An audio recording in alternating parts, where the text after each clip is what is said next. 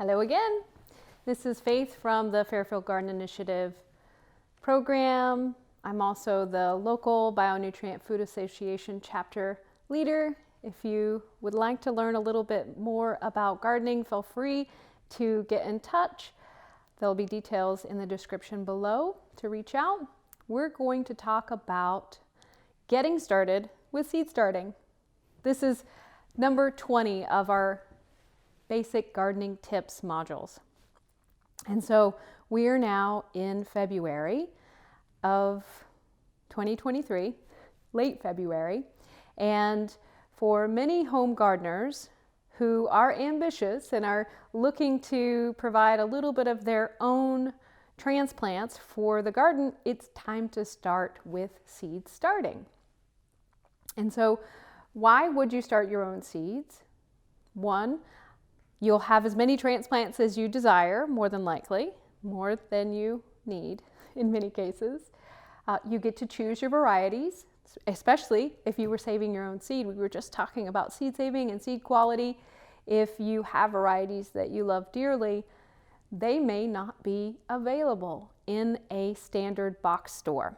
And so starting your own varieties of saved seed or seed that you've purchased is one reason to start your own seedlings. Two, you have a little more control, or you have all control on, you could have all of the control of how that little plant develops. And so was it fed from a seed to the point when you purchase it at a nursery or a box store? Was it fed salt-based fertilizers or soluble fertilizers? Or was it fed more rock dust, large molecule compounds that are more beneficial for a young plant to take up in its juvenile phases? How was the soil quality? Did you have inoculants for your seed? Do you know if they were introduced to a mycorrhizal symbiont? Do you know if that soil was you felt good about that soil? And so you get to choose your seed starting media. You get to choose your seed. You get to choose when your transplants will be ready to go into the garden. Some of us like to get some plants started out in the garden early under protection. There are varieties of plants that are cool season that do quite well early under a frost blanket or a row cover. And so your spinaches, your lettuce, your leeks, your beets, your onions could go out really early so you can have nice, viable, large bulbs.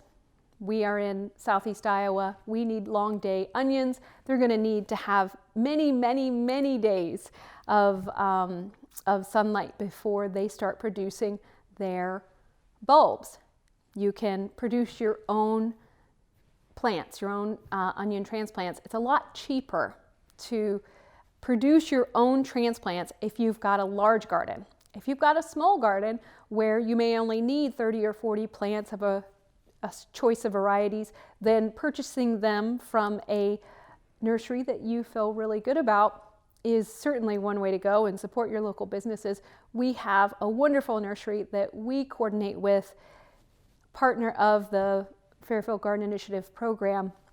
It's the Wild Spirits Farm Nursery, and they produce high quality, beautiful transplants that are ready in the early spring.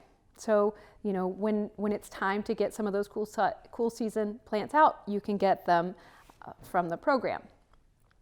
But if you would like to get an earlier jump on your garden, then starting some of your plants yourself.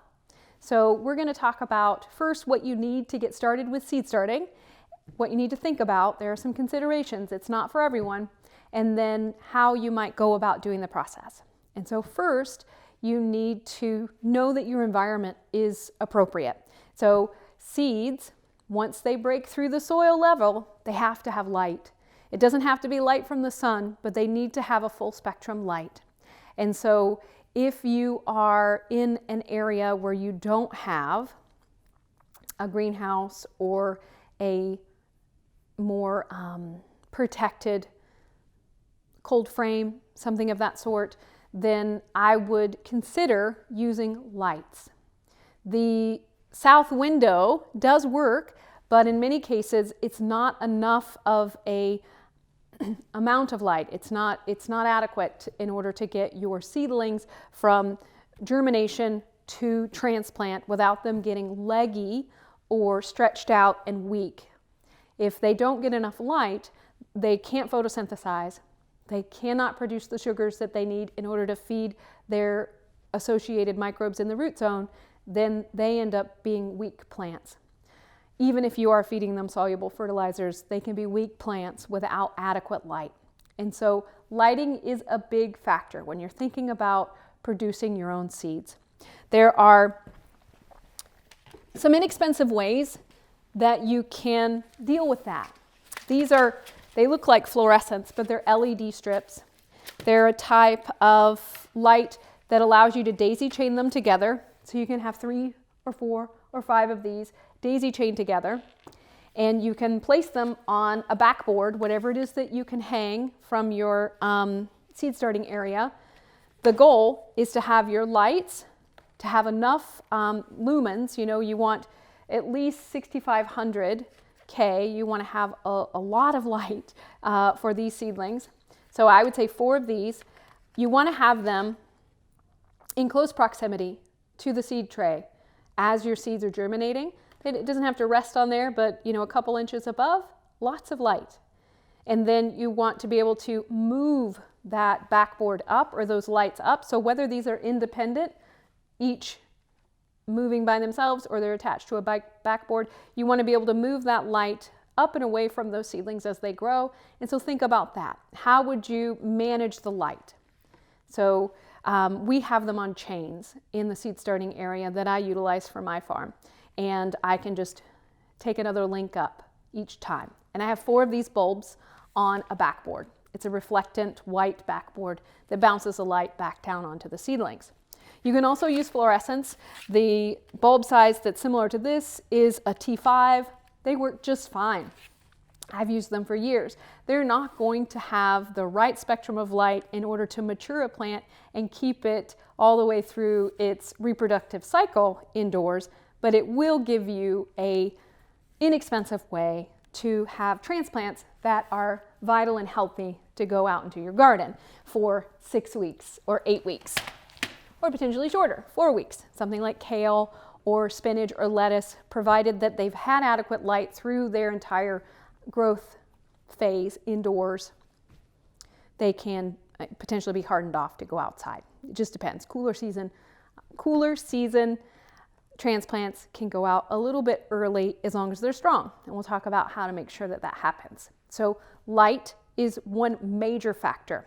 I wouldn't consider starting your own seeds unless you have adequate light. The next is going to be ambient room temperature or having a seed starting mat. There are mats that are made specifically for seed starting. You can get them in 2-foot length or a 4-foot length, I'm sure even larger, but they are like a heating pad that goes under the seed starting tray and will help you get that first initial boost of warmth in order to break the dormancy cycle on the seeds. Many seeds have to reach a soil temperature. The soil has to reach a certain temperature before the dormancy of that seed is broken. So say like brassicas, your cabbages or your Brussels sprouts, they need to have about 68-degree temperatures. You can do it without a mat as long as you have ambient temperatures in the room that are adequate. You're also going to need to have access to water, good clean water that you like, and then you're also going to need to have containers, soil, and space that you don't mind getting a little dirty. The seed starting process is quite messy, but even the seedling care process can be a little messy. And so think about that. You're going to have water stains, or you're going to potentially have a little bit of dirt or soil about. Consider that. And then also one thing that I like to keep in mind is that young seedlings, especially if you're working with bagged material or material that came from outside, there could be propagules, eggs of insects, you never know, in your seed starting media or in somehow they can get introduced into your environment. So if you have home houseplants, consider the proximity of your seedlings to your houseplants so they don't transfer aphids or scale or fungus gnats, different potential issues to keep in mind. Any soil that's been maintained at a really moist temperature outdoors could potentially have fungus gnats. It's not uncommon. If it's been dry and kept dry through the process, it more than likely isn't going to be that much of an issue. But healthy seedlings should be able to get through that. You'll just have to watch as you go along. And so we have 3 different seed starting medias here. This one is a base of forest byproducts, and so it's going to be mostly composted bark material. And this is in lieu of using peat. This is primarily a peat media, and this one is a little bit of a peat media, but it's mostly a composted horse manure that's aged 3 years, that had wood shavings as a base, and then a little bit of homemade or farm-made compost. So this is a homemade mixture. It has vermiculite and perlite for aeration, and then the horse manure, composted horse manure, had all of that sawdust or wood shaving in it, which acts as kind of like the peat material, the water holding capacity of this particular media. And then this is a peat-based media, really simple. It is going to have vermiculite, peat, and it more than likely has a little bit of maybe a dolomitic lime or an ag lime or something like that to help deal with the pH. Peat is pretty acidic, and your seedlings are going to want something that's not super acidic. You're going to want in that 6.4 to 7.2 range. And so the peat is more acidic than that, and so they'll put something in there like dolomitic lime or ag lime to bring the pH up. But both of these, this one having a compost based and a composted horse manure, is certainly going to have a lot more nutrients in it. This one has got very little nutrients in it, which seeds, as we talked about in the seed starting or the seed saving module, they don't need a lot of starting nutrients. It's actually preferred that they don't have a lot of starting nutrients in their seed starting media, because they, if they are a healthy seed, have all the nutrients they need and microbes in order to start to access nutrients out of the material that they are placed in. So you don't want to circumvent their relationship with their microbes. You don't want to feed them soluble nutrients before they develop their relationships with the microbes. This is compost that I feel good about. I feel like it was well made. I'm not too worried about that. It's very common to use a matured compost in your seed starting media. You just want to make sure that it's not really high in soluble nutrients, particularly nitrogen, potassium, and phosphorus. This one has that the base of the composted bark mulch or forest material. It has a little bit of dolomitic lime, has a little bit of vermiculite for aeration. When you're thinking about a seed starting media, you need to have aeration, some sort of aggregate. And so that could be perlite or vermiculite. You need to have a base nutrients, just a little bit. You need to have a bulk media, something like the peat or coconut coir or the composted forest material here. Either one of those is going to have nutrients locked up in that plant material, but it's also going to hold moisture, help hold moisture. So you have a little bit of nutrients, a little bit of water holding capacity, and then air with those aggregates. You have air, exchange. When you are thinking about your seed starting vessels, think about how many plants you might need. And so these are called a 606 deep or jumbo insert. They are plastic. They're recyclable, but they are not long-lived. If you leave these outside to be exposed to UV, they're going to break down pretty quickly, and you may only get 1 or 2 seasons out of them. If you're kind to them, you don't crunch them up, you take care of them, you brush them out really nicely or wash them out right after taking your transplants out, and you store them clean and dry, they can last for many years, 5, 6 years. But they are heavy on the plastic, and that is kind of the nature of seed starting if you are not using soil blocks. We can talk about soil blocks potentially in a different module, but this is a 101 easy kind of getting started with seed starting. So we're going to talk about using containers. This I like, the deep module. It is, you know, 1.5 inches, if I'm not mistaken, 1.5 inches in width here, each one of these cells, and then at least 2 3/4 inches deep. And so that gives your transplant a lot of media to work its way through as it's developing its root system before it becomes root bound. That's ideal. You want to not have to transplant your baby seedling from a tiny little cell size to something a little bit bigger without, you know, that is actually a consideration when you're thinking about starting your seeds. How long are they going to be in here? I like to put my seedlings out a little early, especially my cool season seedlings. I like to put them out a little early, around 4, 5, 6 weeks. So this is enough nutrient, enough, if it's a quality media, this is enough to get them through that time period. The next thing you'll need to think about past your insert, and you don't have to use purchased inserts, and you don't have to have a cell, right? You can also use yogurt cups or, you know, sour cream vessels. The big thing is making sure that you have drainage holes in the bottom, and then you've got enough depth in order to have good root development, where you're not going to have a little seedling that reaches the extent of its little cell, you know. Once its roots hit the outside of this plastic container here, it makes a determination that this is it for me. This is all the nutrients I'm going to have in life, and could potentially start to bolt or go to its reproductive cycle early because it's ran out of nutrients, or it's perceived that it's about to run out of nutrients. So having adequate space for those seedlings is really important, and you want to have good, healthy root development. Again, you can use larger containers. You could transplant that little transplant into a container this size or container this size. That would be a step up. If, say, you're doing tomatoes or peppers, those long-lived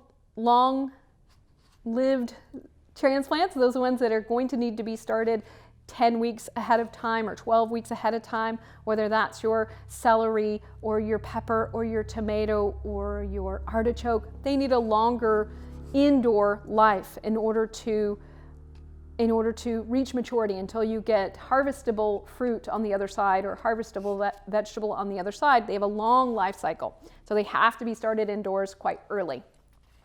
So having, for those types of seedlings or transplants, having an option to pot, it's called potting them on. So you would pot them on into a larger container once you see that they've pretty much maxed out their root development in a smaller cell. But ideally, you would be able to take this right out into the garden and transplant them after you've hardened those seedlings off. We'll talk about that, seedling care and transplanting, in another module, but just keep in mind, how much room do you have for that seedling to develop? Another consideration with the media is the particulate size, and so both or all three of these have relatively fine texture. If you want a coarser texture, or if you're planting seeds that are quite large, say like a fava bean seed, you can use a coarser media. And so if you're using your own homemade compost with a little bit of additional input like a coconut coir or the composted bark or peat, just to stretch it a little bit and to break, to dilute the nutrients just a little bit, then you can have a more coarse media. But if you're starting little tiny seeds like a lettuce seeder or basil seeds, things like that, that really just need to have the slightest cover of soil, then you want to stick with a media that's relatively fine to do that.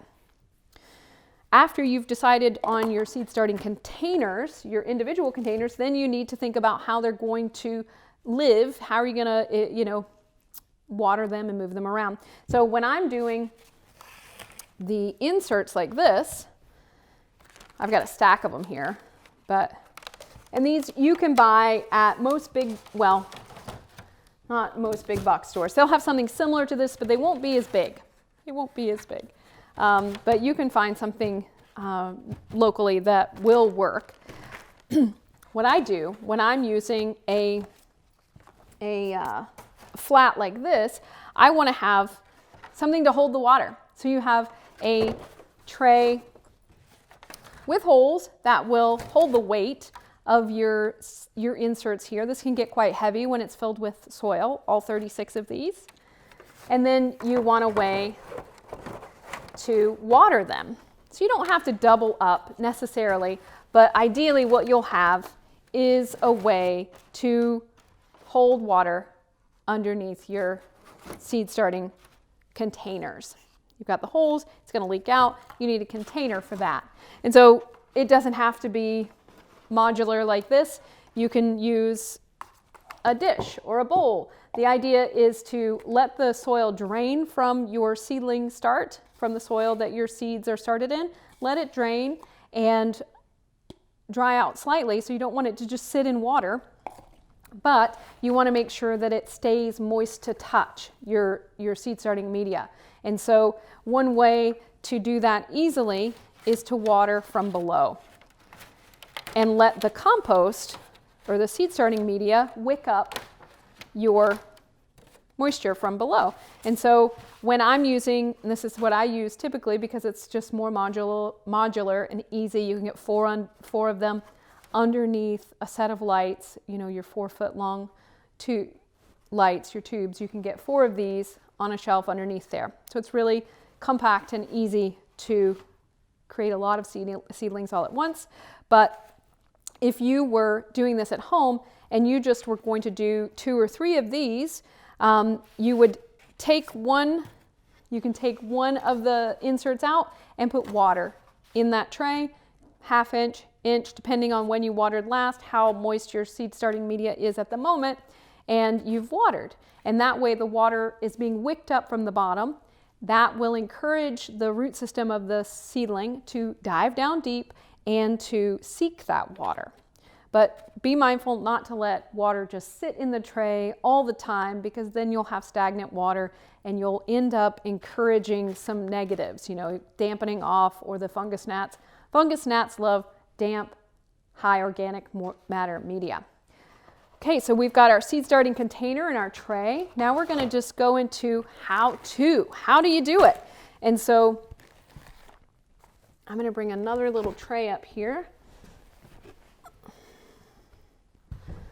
When you are starting your own seedlings, it is a messy job, so try to stick with something that's relatively contained.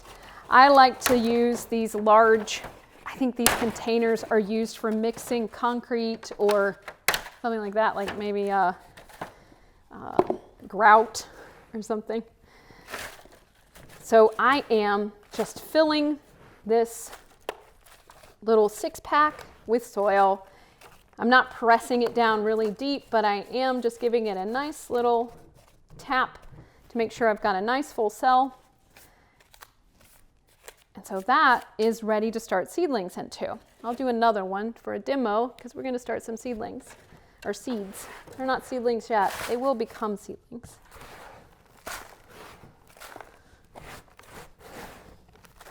So again, this particular media has, the little white balls are perlite. It also has vermiculite in there. One thing to consider when you're using your own materials to make your seed starting media is that you more than likely are going to have some weed seeds pop up. And so if you are not accustomed to starting your own seeds, whether that's direct sown or whether that's indoors, if you're not accustomed to identifying your seedlings, it may be best that you purchase a media. In many cases, those medias are sterilized in some way, and so it could be heated, likely heated, so that there are no viable weed seeds. If you are using a compost that you produced yourself, you're probably going to have some weed seeds that pop up, and so it's good to be able to identify them away from your actual desired crop plant so that you can eliminate them as they come up. And if you are producing compost that doesn't go through a heating cycle, If you produce compost that's thermophilic and it goes through a heating cycle, you'll take care of most of those weed seeds, and so you won't have just a plethora of weeds jumping up in your seedling patch there. But if you don't if you don't have hot compost, thermophilic compost, you will have an issue with your weeds, and it could be a jungle in there. It could be hard to deal with, and you might lose your little seedlings because you just don't know who they are. So we've got our inserts. We're ready to start seeds in here. The media that I put in here is damp to the touch. So it is moist enough to where if I were to compact this with my hand into a ball, it would stay in a ball. It's that moist. That's where you want it to be. You want it to be moist, but not super saturated. That way, you don't have to top water these necessarily right away. You could put a little moisture in the tray on the bottom. You can also top water them. If you're doing this outdoors, it's quite easy to do that. But if you're doing it indoors, it can be a little tricky to have a watering scenario, a watering can that has a gentle, diffused watering flow that's not going to wash your seeds out of the top of the seed starting media and not get everywhere. And so having a damp seed starting media initially, while that seed is germinating ahead of time, making sure it's damp ahead of time, really helps with that first germination phase so that your seed can imbibe with water. So we've got our inserts, we're ready to start seeds. We want to make sure that we're able to label these. And so this is a fun way to use up your yogurt containers or any plastic container that you can write on pretty easily. Just cut them into your little labels. And so we're going to start leeks. This is a bandit, it's called bandit leek that I saved last year. Little black seeds. Oh, these are not the bandit leek. Well, we're going to start these leeks anyway. These are not my saved seed. But we are going to utilize an inoculant for this, and I'm going to talk about that in just a moment. We've got our way to keep them identified, and so if you are starting these for yourself at home, you may not need 36 cells of leeks, or you may not need 36 kale plants. You may just need 6 kale plants or 6 tomato plants. And so each one of these can just be a particular seed variety, but you want to make sure you've got a label that's pretty clear. You want the date that you started the seed, and you want the variety that you've planted here. Whatever identifier else you might need for yourself in your gardening practice, make sure that goes on the label. It's easy to do these little poke-in labels if you're going to have a lot of different plants in the same flat. Again, this is a flat of 36, so if you feel comfortable with having 36 cells worth of lettuce or beet or leek, then just use a little piece of masking tape right here and a Sharpie, just write that info. Your date you started it, the variety that you're utilizing, and any other interesting details that you might want to have for the life of that plant. You can translate that into your marker that goes into the garden. Write it that way. This is a little add-on addition that many people may not be familiar with, but I think it's important, is inoculation. And so our seeds have evolved to be fed by the microbes that live in the soil and that live within them. They have their own complete microbiome. We talked about the core seed microbiome just a moment ago with the seed saving module. Seeds, just like every living being, whether that's a plant, an earthworm, a mycorrhizal fungi, a human, your dog, we all have our own associated microbes, and plants have, just like we have, evolved to acquire our nutrients via the associations we have with our microbes. So our microbes, our soil is inside of our gut, and the microbes that live inside our intestines help us break down the plant material or animal material we consume and make that into a assimilatable nutrient source for us. Plants have evolved to have that same relationship with microbes in the soil. Their digestive tract is outside of themselves primarily, in their root zone, in the rhizosphere, that area around their roots. That's where they feed sugars out of their root system into the local area in their root area, and the microbes who then are attracted to that carbon source, the sugars, they come to the microbes bringing gifts. It could be minerals, it could be different hormones. Microbes produce a wide variety of nutrients for plants. They break down parent material and organic matter and supply those nutrients directly to the plants. That's how plants have evolved to be fed, by microbes. And so using an inoculant, which is depending on the type you get, is a suite of microbes that are known to be associated with plants. I'm going to put a mycorrhizal inoculant that is known to be associated with vegetable crops on my seed. It's important with mycorrhizal species. These are a fungal organism that is known to bring all 18 of the essential nutrients that your plants require in order to produce viable seed to complete their life cycle. That particular type of fungi, the endo or arbuscule mycorrhizal fungi, have been discovered to supply the plant with all of the known nutrients that they need in order to complete their life cycle, but also they bring water, protection, a lot of other things, hormones. So it's good to build that relationship early, and it's necessary. A seed, as it is germinating, will release a hormone, it's called stragolactone, that will encourage a mycorrhizal spore to germinate. And so you want to have your inoculant, if you're not pretty confident that you have mycorrhizal species in your soil, then adding inoculant to your seeds is a great way to ensure that it's there. So what I do is I just put a little pinch of the inoculant. It's a little powder, dry powder. This has 4 different species of arbuscule mycorrhizal fungi and about 15 or 20 different consortia bacteria that build relationships with the microbes, or with the mycorrhizal fungi. They all work together to provide nutrients to your plant. So I just put a little pinch of that powder in my seed pack.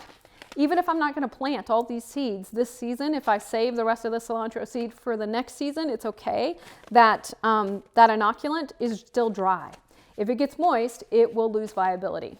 It will also lose viability over time, but provided you have a fresh source and it's not going to be more than 2 or 3 years that you'll wait to plant these seeds, then it's fine. But you could always just add another fresh dose when it's time. Having the seed coated in the inoculant is ideal because then the spores are going to be in close proximity to the root. When you're starting seed, what you want to think about is how large is that seed, so how much light does it need in order to germinate. Some seeds that are very large, like a fava bean or a broad bean seed, they need to be planted quite deep. Within 2 inches of the surface, that would be where I would plant that. And fava beans do well, or broad beans do well, started indoors ahead of time, but they can go out quite early because they are quite cold hardy. You can also start them out in the garden as soon as your soil is ready to be worked. I didn't inoculate that, so I won't plant it. But I will show you. You just, press that seed 1 inch below the surface, at least. And then you're going to cover it over with the soil. For cilantro, they're less than, maybe 1/4 inch in diameter. And so you really just want to plant your seed as deep as it is long. And with cilantro, along with some other seed types, you can put more than 1 seed in a cell because the plants aren't disturbed by crowding really in the garden, provided that you've got a nice nutritious soil. So you can have 2 or 3 seeds in each one of these cells. It's called multi-cell sowing. And you'll have a bushier cilantro community to harvest from if you have more than 1 cilantro plant in a cell. And so I'll put 2 or 3 in each one of these cells. And I just cover that over. They're about 1/4 inch deep. And I just pressed a little divot, a little dimple down in the soil with my finger. That's adequate. You can also just come back with a little bit of extra soil if you want to and just do a quick cover. You just want to make sure that your seeds are still where you placed them. Something like lettuce seed or arugula seed or basil seed, they could potentially get knocked off if you brush them too vigorously. And so you just want to be real careful to make sure you don't displace your seed. So right now we are, again, late February. There are seeds that we need to think about sowing if we want to have extra of these in our garden for our harvest season. We'll have the seed start, or the starts available for you, the plant starts from the program. For those that are engaged with our program, we'll have those for you. But you hopefully are interested in having more than what is being provided as starts. Those I would wait, the tomatoes, the peppers, the celery. We're a little late getting our celery started, and so celery, some of the more advanced brassicas like the cabbages and the Brussels sprouts, order those from the seeds or from the nursery through the program.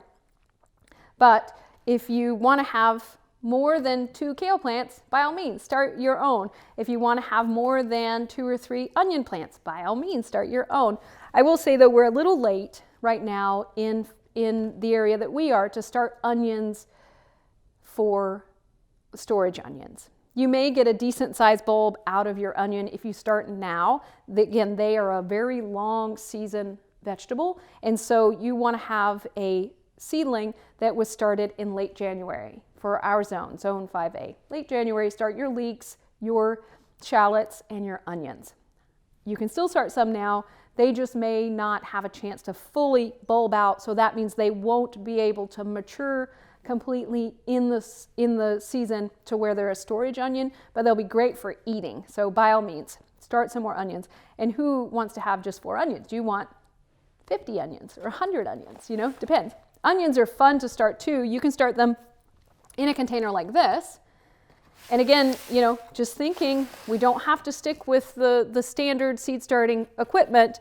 You can use what you have. And so if this is going to be your seed starting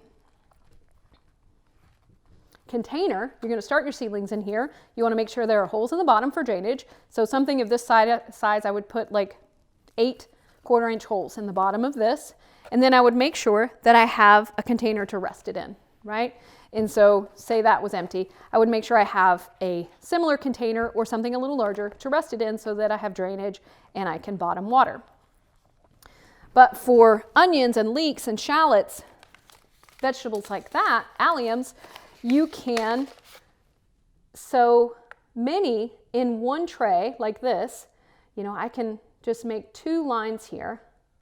And this is about 2 inches deep. You want to make sure you've got something that's got a decent amount of soil in it, because they're going to be in this container for 6-8 weeks. Could be just 6 weeks, but depends on how much light you have and when you got them started and all of that. Let me put my inoculant in there. So you can multi-sow onions in a group of 25 or 50 in that tray, and provided that you don't leave them in this tray for a very long time, say you transplant them out once they're about 4 inches tall. And you can do that with onions and leeks because they are quite cold hardy. As long as you have a little protection, like a little row cover, you can protect them out in the garden once they're ready to go out, once they're about 4 inches tall. And they'll be easy to separate here. So you're going to have, I'll say, 25 little leek plants in each one of these rows. And each one of those leeks would prefer to be planted separate from the others. And so what you're going to do when it's time to transplant these outside is you'll separate them. You'll just tease them apart. Be gentle with them, but you don't have to be super delicate. They are pretty hardy. And so you tease them apart, and then you put them in their own little transplant hole that you dig with a trowel or you make with a hoe or however it is. You just want to make sure that you're not compressing the roots of the transplant. And so you're going to have 4 inches above the soil layer. You're more than likely going to have a root system that's, it'll go horizontal. So it may be 3 inches, 3.5 inches long. So you want to, when you're making your furrow or you're making your transplant holes, make sure that you've got a transplant hole that is at least as deep as the root system is long. And so I would put this in a tray and I would keep it moist. So we've got a little bit of cilantro here. We have some leeks there. And then let's do another multi-sow. Beets are a great multi-sow. More than one seed in a cell. Beets are not mycorrhizal.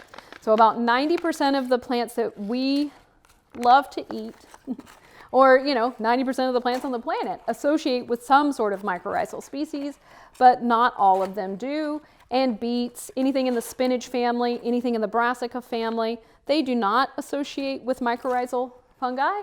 They don't develop a deep symbiotic relationship, but the other microbes in this inoculant will serve these beets well, and so I'm still going to inoculate them. And again, beets they're a seed ball. Each one of these little seeds can have 3 to 6 little seedlings pop out, but you can still plant more than one of these in a cell because they do associate nicely with their little beet neighbors. It's fine. You'll have a bunch of 3 or 4 or 5 beets that start to develop in this seed tray, in this little seed cell, and then you can transplant them as a clump. So when it's time to transplant these out into the garden, you transplant them together in their little clump there, and they will develop. They'll just push apart from each other as their bulbs, as their roots start to develop. They will push against each other, those little balls will, and you just harvest out 1 or 2 as you go along. I learned that from Charles Dowding, which I'll make sure that you have some resources to look into. But if you're interested in no-dig gardening and you're interested in multi-cell sowing, look into Charles Dowding. He's got a wonderful YouTube page or YouTube channel that is really well populated. He's been doing this for many, many, many years. So the beets, the cilantro, and then you could do, some onions. You can multi-cell sow onions, 3 or 4 onions in a cell. That works out well. Just like the beets, they'll push against each other. Not all. You wouldn't want to have more than 1 pepper seed in a cell or more than 1 tomato seed in a cell that would go to maturity. Potentially you want to just have 1 viable transplant in each cell. Any of the plants that are going to get big and bushy and take up a lot of space themselves, just think about putting 1 seed per. So what I would do now is I would take this flat, if it were complete, and I had all of these inserts filled, and say I've got, cilantro, beets, onions, kale, lettuce. What's another good one right now? You could do some celery or celeriac. We're a little bit late on that. You might be best to get that from the nursery, but you could do arugula. So you have 6 different varieties. They all are going to have slightly different preferences for their dormancy breaking, but as long as you have it in a moist soil media and you have it in an area that has an ambient temperature above 68 degrees, they all should germinate nicely. The big thing is making sure that you've got light for this seedling tray close to the surface of the soil, good 2 inches above or maybe a little higher, but you'll notice as they start to pop out of the soil, they're going to start to seek the light. And so if they don't have adequate light directly above, they're going to start to grow. It's called tropism. Phototropism, they'll move and bend to the light and they'll stretch. And that's when your seedlings start to get weak and you may not recover from that. And so if you start to see your seedlings tilt and move in a certain direction, know that you have a lack of light. They are seeking extra light. So I would start off from the beginning with adequate light. So when you've got your seedlings starting to pop up and you've made sure that the seed starting media has stayed moist, then you got to think about keeping them nourished through the first several weeks. If you're starting with a seed starting media that has adequate nutrition in it, something that had a high quality compost, more than likely for the first 4, 5, 6 weeks, you won't need additional nutrients. That's ideal. If you have a seed starting media that has very little nutrients in it, like a purchased peat or something you've made that has very little nutrients, it's good to think about either adding a little extra nutrient to the seed starting media And you can do that by adding some rock-based inputs. You could put a little bit of gypsum. You could put a little bit of a Tennessee brown rock, something really fine-grained though, in order to have it be more available more quickly. The smaller the particle size, the more available it will be. But you want to go really, really light, and you want to be knowledgeable about it. So use a recipe. But if you don't have that type of thing available, you could consider utilizing a liquid media or a liquid fertility input a little bit later in the seedling's development. You want to make sure they get up out of the soil and have started developing the relationships with the microbes in your inoculant before you start to feed them. Mycorrhizal fungi will be discouraged from having relationships with plants if there is soluble phosphorus in the soil.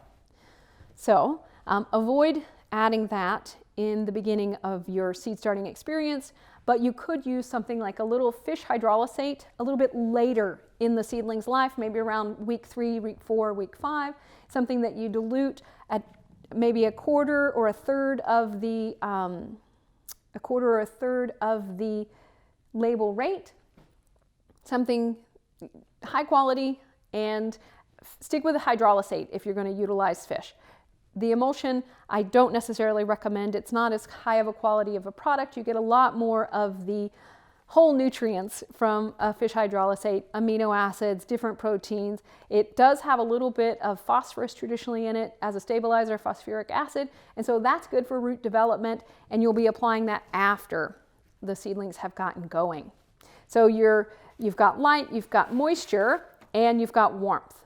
You can use one of those little domes, the translucent domes that will come with these kits, and that'll be like a little miniature greenhouse. That'll help keep the moisture and help keep the heat stabilized for the germination period. But once your seedlings start to emerge and they're seeking their light, take that lid off, because one, they get more of the spectrum of light without a film between itself and the light. So your glass, even in your window, is going to block some of the spectrum of light. Plants could utilize a great majority of that spectrum, so ideally you would take that off. But also, if you don't take it off, you'll have condensation developing inside of that lid, and you could potentially have mold or dampening off issues, fungal issues that could emerge from that process. So some seeds that we could consider sowing right now, we want to think about those cooler season crops that we want to have in our garden early. So we know onions and leeks, shallots. They may not be able to make their way to a mature, viable storage onion, but they might. It's worth a shot. It's a $3 pack of seeds or a $1.50 pack of seeds, or free if you're associated with a program. We'll have plenty of free seeds for you. But you can also think about starting for yourself any of the vegetables that you think you might want to have in quantity. So if that's the beets or the chard or the kale or the spinach or the lettuce, things like that, where you're going to want more than one harvest's worth, if it's not a cut and come again type of vegetable, then do consider starting some of them yourself. Please get in touch with me if you are a part of the program, because I'll have some supplies for you very soon. So we are getting close to starting some seeds outside. So we would need to start any of the long-term, what is the period between germination and transplant? Whatever that period is called. If you've got a seedling that needs to get to a level of maturity, its first, second, third set of true leaves before going out into the garden, whether it's before the last frost or after the last frost, you'll want to start those indoors yourself.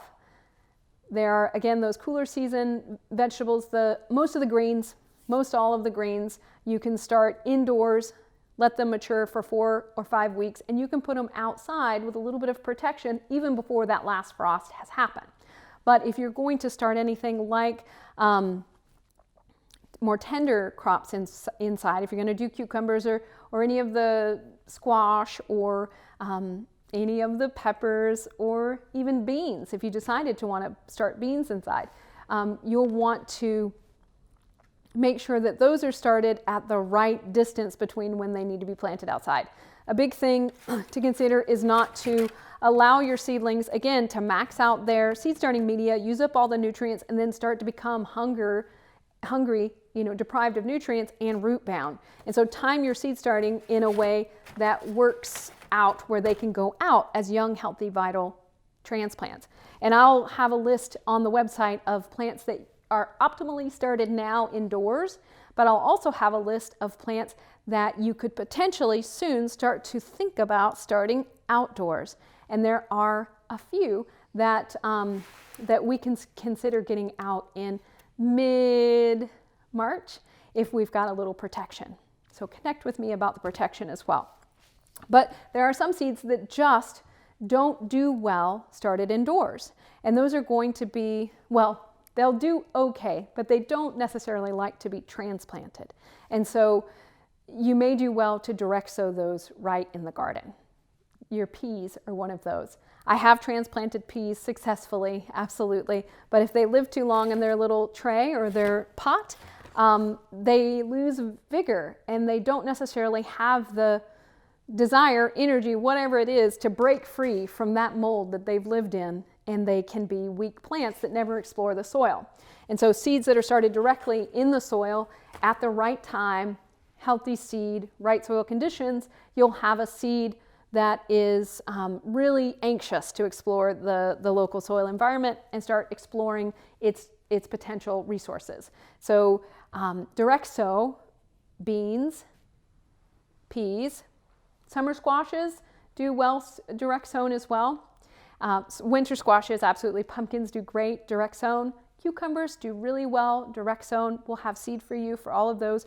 Broad beans do really well direct sown. All of these can be sown indoors, absolutely, but they do really well direct sown. Some, like carrots and parsnips, beets can be kind of like this too, but they do okay as a early transplant. But carrots and parsnips, anything that's going to develop a long root like that, it needs to be direct sown, absolutely. They do not do well transplanted. You won't get, per my experience, you won't get a quality root from that. And so you want to make sure you get those direct sown outdoors. And many other, spinach and lettuce and arugula, they all do quite well direct sown outdoors. Even onions and leeks do quite well direct sown outdoors. So yes, I'll have a list of seeds that are good to start now and seeds that are good to start direct outdoors soon.